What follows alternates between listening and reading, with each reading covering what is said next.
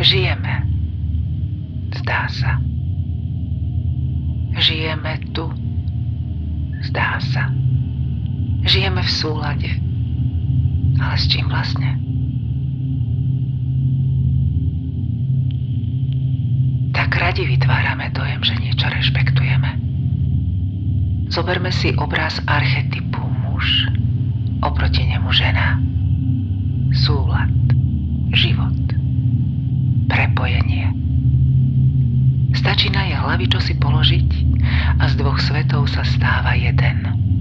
Dokonca svet, brána, iný archetyp, ktorý nám pomôže prejsť zo života v súlade do života v realite. Znamená to snáď, že súlad je len ideál? Bohužiaľ, presne to znamená. Ideál, utópia. Tak podstatné obrazy pre pocit, že odniekiaľ niekam smerujeme. Že naša civilizácia sa vyvíja. Že život, ktorý žijeme, zdá sa, že život, ktorý žijeme tu, zdá sa, by sme mohli žiť v súlade. Raz. V budúcnosti. Zdá sa. Ale v súlade s čím vlastne? S prírodou? Aké banálne zrazu stáť na smetisku na vrchole výlučkou vlastnej nadprodukcie a hovoriť o súlade s prírodou.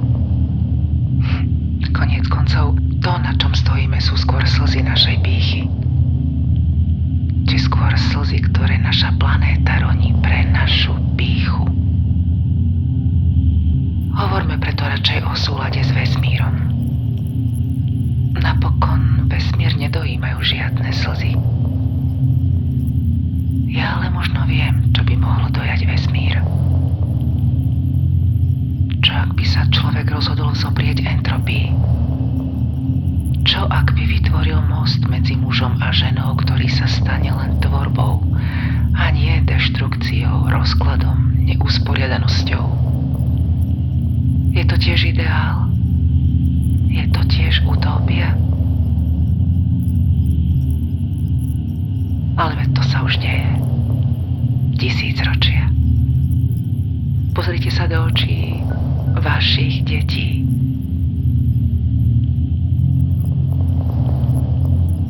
Žijeme.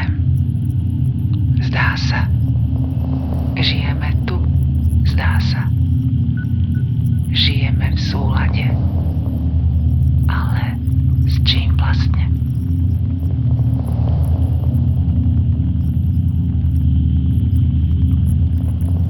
Žijeme v súlade s vlastnými deťmi a skúsme nájsť kľúč, ako im vysvetliť, že sme tieto životy dostali ako dar, s ktorým sa musíme naučiť narábať. Premieňať slzy našej pýchy, ktoré sa nám hromadia pod nohami, na slzy dojatia našej pokory pred vesmírom a jeho chladnou dokonalosťou, jeho neúprosnou cestou k entropii, ktorej vždy a znova už 100 000 rokov dostávame možnosť sa zoprieť tým, že otvárame brány spojenia muža a ženy. Vesmír, zem, príroda a na konci dieťa. Človek nie. Dieťa je viac ako človek.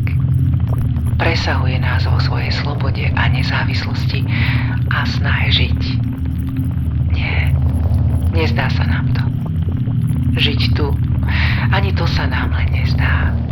Žiť tu a v súlade s nami. Dieťa, ktoré sa snaží žiť v súlade s človekom, prírodou, zemou, vesmírom. Pyramída našej pýchy, ktorá dostáva šancu stať sa lúkou našej pokory. Tak teda žijeme.